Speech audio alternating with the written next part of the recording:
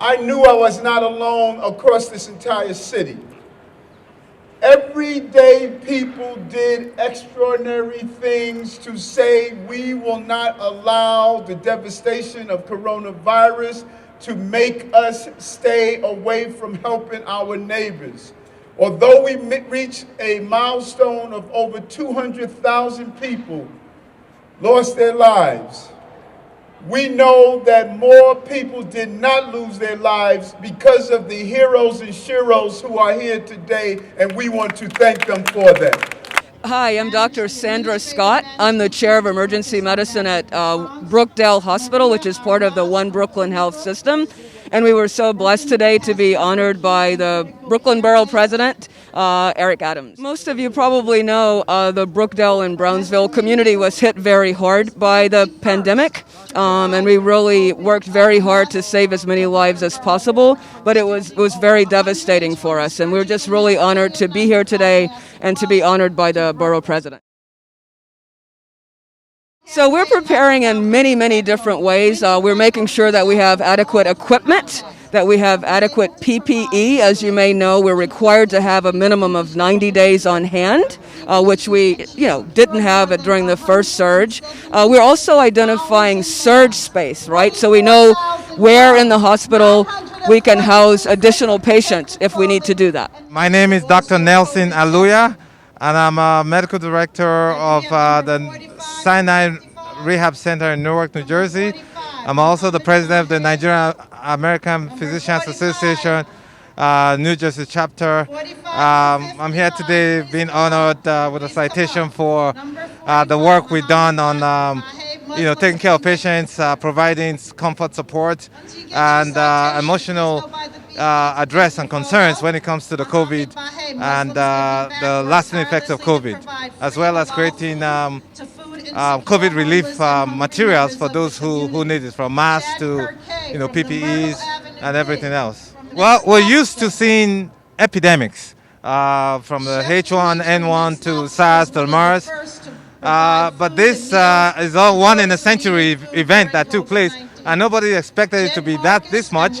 The last time we had something like this was in 1918, when, of course, none of us who are alive now were born or living.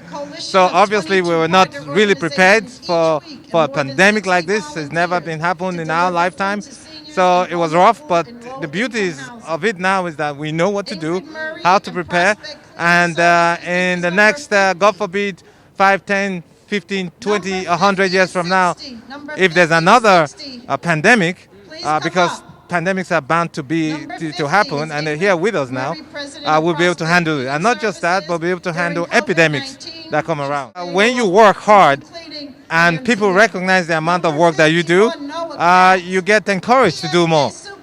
You get encouraged to give back selflessly.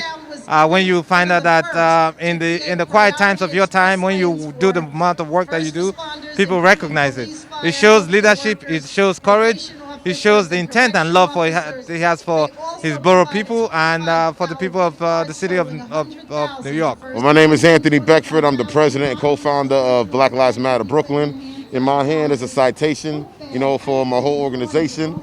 I have everybody from Sakia to Joshua, to Kenny, and we have other members, who are not able to come, but, we're strong, with everything that we've been doing, especially, during the COVID pandemic.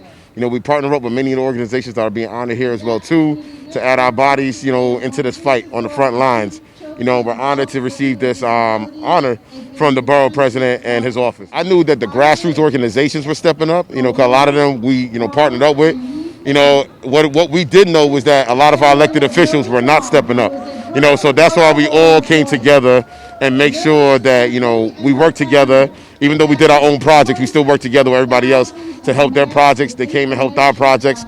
It showed what community is, and it showed the fact that there's a need out there, and it'll be the people that will protect the people. I'll tell you this, it feels good. Even though we don't look for optics, we don't look for, clout, it does feel good to actually be recognized for the work that we have done. I always tell people I want every day to be like Christmas. Surprise me. If you see us, you see us. If you don't, we still gonna be out there working, no matter what.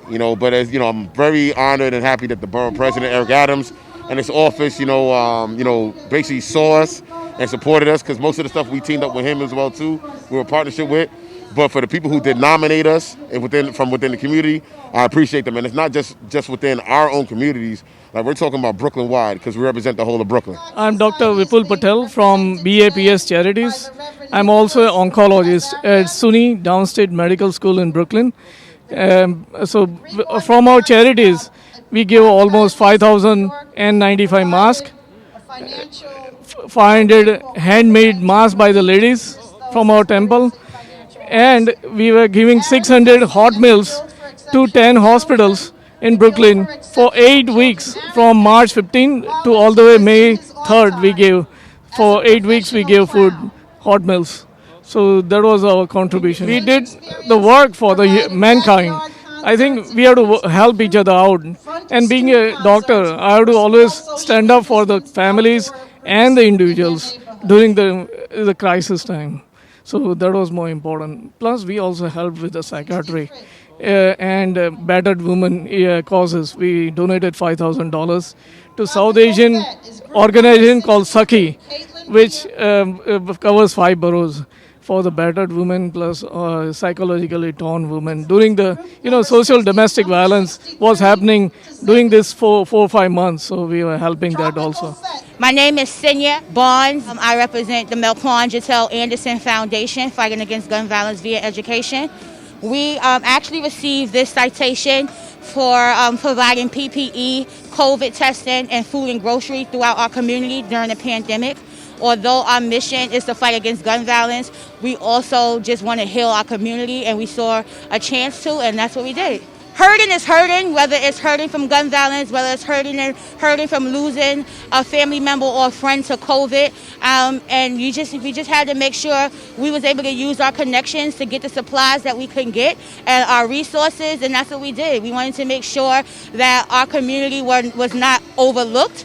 So we got COVID testing camps to come out and test the people in the community, to allow seniors who were too afraid to leave their homes to go to the hospital to get tested. They were able to go right downstairs in their own community and get tested. We just feel very humbled, because this is not something that we foresaw in our future. No one foresees to start a foundation after someone is murdered.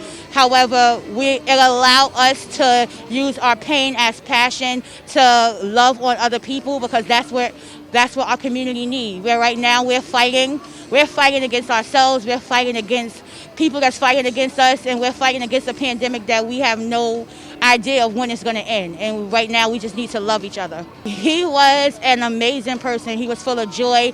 He was full of life. He always wanted to help out others. He was actually going to John Jay Community College to receive his degree in criminal justice. He was murdered 4 days after his 27th birthday. On October 26th, he was murdered downtown Brooklyn in the Farragut houses by gun violence. Thank you, the Brooklyn Borough President. In here at the Borough Hall, honor coronavirus hero. So I reserve get this the coronavirus hero, the title.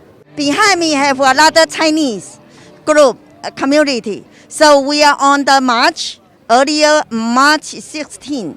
We first one to get the surgical mask, and the gloves. So we in the Chinese community we get over a couple 100,000, a lot the gloves, and then surgical mask KN95, and then a gong, everything the supplies. So that is why I present to the Chinese community to get this one. My name is Dr. Clotilde Monguia, and I'm a global health consultant with the African Hope Committee, which is a 503c nonprofit based in West Harlem. We provide social services and referral to the most vulnerable and the African immigrant descent.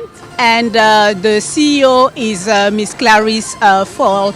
And that's the reason why we did get the award, the citation today, because during the COVID-19, we provided protective equipment To Brooklyn community, we provided more than 1,000 bags of protective equipment, sanitizer, gloves, masks to the community who needed the most here in Brooklyn. This was just the beginning. We are waiting to expand. We are planning to expand our activities as we coming to the fall and the winter. So we are very honored, but we also want to recognize all those people who has helped and who are in the shadow, who are not here to celebrate. And we want to thank the Brooklyn Borough President, Mr. Adams, for providing us with this honor and with this citation today. Please support the What's Up New York Camera Fund. Your generosity will allow us to continue to document important community issues. Donate now to Cash App or PayPal.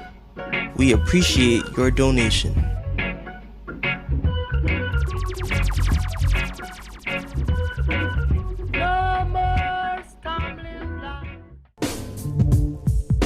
Rainbow Car Service, Mr. Printer, Borda Bita Tonic, Mr. Wolf versus the Three Pigs.